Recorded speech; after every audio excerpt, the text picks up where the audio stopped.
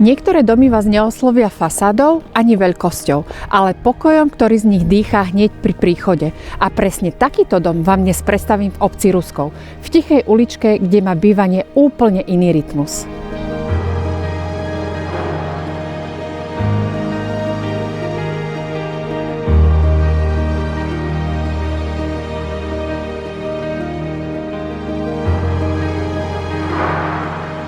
Je to typ domu, ktorý si človek dokáže veľmi rýchlo predstaviť ako svoj. Dom má 3 podlažia a takmer 200 m2 obytného priestoru. Rozdelený tak, aby fungoval pre rodinu, pre prácu z domu aj pre spoločné chvíle. Centrom a srdcom domu je jednoznačne denná časť, obývačka prepojená s jedalenským kútom a kuchyňou. Miesto, kde sa stretáva rodina a kde vznikajú tie najkrajšie každodenné momenty. Dom ponúka 4 priestranné izby, ktoré viete využiť ako spálne, detské izby, pracovňu či hosťovskú. K dispozícii sú 2 kúpeľne pre zvýšený komfort celej rodiny a 3 balkóny, ktoré prenášajú svetlo a vzduch.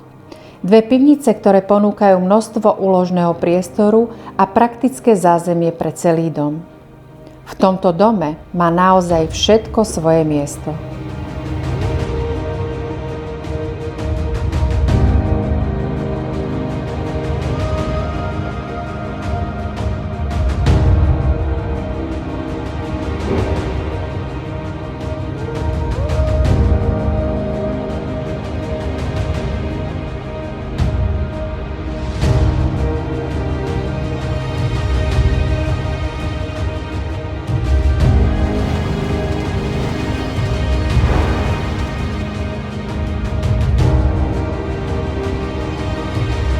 A to všetko v príjemnom priestore, kde vládne pohoda, ticho a bezpečie.